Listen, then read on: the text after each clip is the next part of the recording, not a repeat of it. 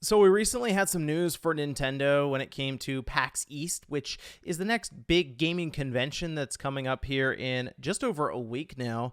And the news was that Nintendo really wasn't going to have much of a presence there, mostly with Zelda. Zelda being the big title coming up in less than 2 months now. There was some expectation that maybe Nintendo would show up there with a playable demo or just some sort of promotion or even blowout for the game, considering we've gotten some information, but not that huge marketing push that I think most were expecting for what's quickly become Nintendo's biggest release of this generation. But we're going to talk a bit about Nintendo's strategy here today. So if you guys enjoy the video, make sure you like it and subscribe if you're new to the Spawnwave Plus channel. So first of all, The Legend of Zelda Tears of the Kingdom comes out May 12th. Again, we're just under 2 months away now, and we know some details about it. The initial reveal was shown in E3 2019, which, by the way, that was the same presentation where Banjo was revealed as a character for Smash Brothers. It's been that long, so it'll have been 4 years, basically, from reveal at E3 to it coming out. It's been a long road, basically, and while Nintendo doesn't always do that with their games, there are some that they will have a long roadmap of reveal to release, and the longest one now being Metroid Prime 4, although that has some hiccups on the way. This just appears to be a game that is so massive, it's taking them a while to get it done. And the reason we can kind of call it massive is, well, one, recent comments from Doug Bowser commenting on the $70 price point. This was a game that either became so expensive in development, or Nintendo looked at it and said, it's Zelda, you're going to spend $70 or the extra $10 to get the 70 anyway. We can charge what we want.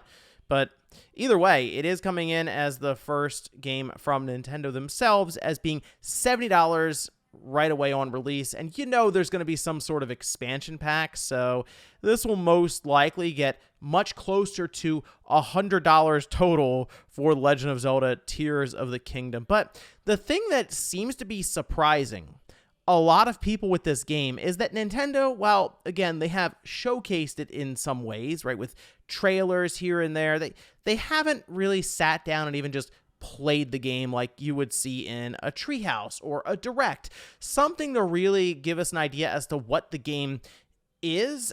I guess the one advantage they have here with the sequel to The Legend of Zelda Breath of the Wild, that then became Tears of the Kingdom, is we've had Breath of the Wild, and they have described it clearly as a sequel, so we at least have an idea as to the direction of Tears of the Kingdom when it comes to the playstyle, and most likely an open world that they should be building on top of, literally, since it appears that we are going to be able to explore the sky area as well as the ground level. And then there's also talks about maybe underground area, as that first trailer showed them kind of going through the catacombs. So it's very possible this world has gotten exponentially larger. I have to say possible, however, because once again, the amount of time that we've seen with this game, like kind of in action through trailers, I mean, is literally just minutes. Now, that hasn't necessarily stopped people from being excited for the game or even going through and trying to frame by frame analysis each one of these trailers and get really excited when it comes to the lore and theories. And in some capacity, that could be something Nintendo realizes will just kind of happen organically. The amount of fans around this series is so great that Nintendo can sit back and give little pieces of info, and people will literally comb through it for weeks and weeks trying to find every little bit of information that they can. And really, as they get closer to the release of Tears of the Kingdom, I do expect them to do a big blowout direct. In fact, I actually think we're getting kind of close to it. I wouldn't be surprised if, let's see, PAX East is just over a week away, basically to close out April or March, and then we'll get into April with the Super Mario movie coming out, and maybe the following week you could have a big direct for The Legend of Zelda Tears of the Kingdom with them actually sitting down, playing it, explaining it in detail, and then closing out with that Switch OLED model that has already leaked out from the factory. And yeah, that would be cutting it pretty close to release, a month out. And oh yeah, here's what the game is all about and the mechanics and different things that we're including, because while a lot of patents have been uncovered when it comes to the mechanical nature of this game, we've only seen a few things with little shots and glimpses of it, whether it's Link going through solid objects or kind of aspects when it comes to the world and how they're interacting, where Banjo-Kazooie Nuts and Bolts was brought up with this big vehicle that looked like it was being customized and driven around. I think there is a lot that they need to dive into with this title, and I guess in some way, if you do it closer to release, while I'm sure there's a lot of frustration right now out there with fans because they want to know as much as they can about this game, there is that sense of when you get close enough to it, you do the big blowout event, there's not enough time for people to kind of cool off with it, since then the game's out in like 3 or 4 weeks, so that burst of excitement will basically last all the way up to release, and then it'll be a big frenzy when the game comes out. Like Metroid Prime Remastered, right? They announced that, and then they said they were releasing it that day, a shadow drop that shocked a lot of people and also excited everyone online. It was really cool to be able to play that game immediately, and the hype was there on announcement, so it just carried over into release and it was reflected on the eShop sales charts as well as sales charts all across the world when it went on sale at retail. Still, though, it is intriguing, the strategy to announce that it's a $70 game without really diving into what the title is really all about. You feel like that would have been a good strategy to do like 30 minutes of an in-depth look to show how massive this game is, all the different things you can do in it. Oh, it's like 4 times bigger than Breath of the Wild and much more open and interactive. Oh, and then also it's $70.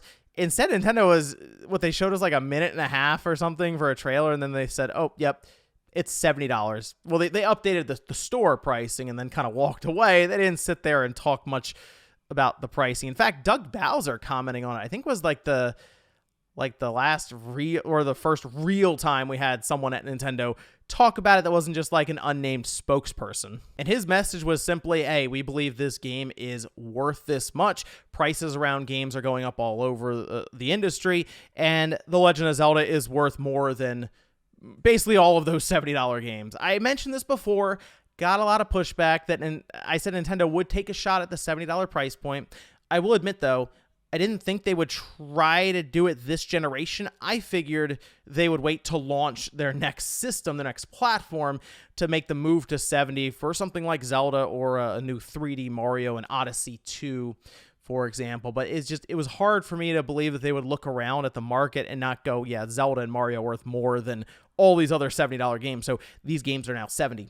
All that does, though, is just raise the expectations for Tears of the Kingdom, now it being a $70 game as opposed to what a lot of people figured would be $60 to fall in line with the current trend they had with MSRP.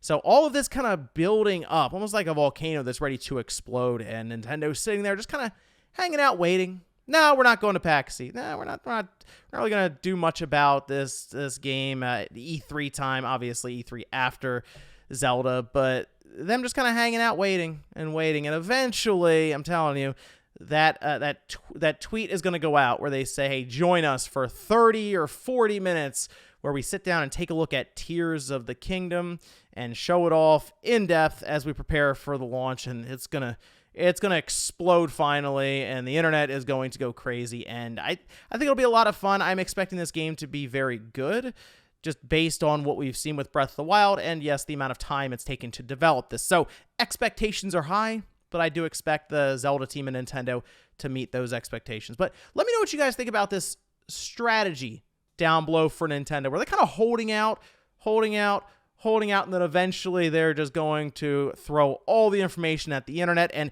try to get closer to release, so there's not necessarily a cooldown period for everything that they put out there. Thanks, guys, for watching, and I'll see you next time.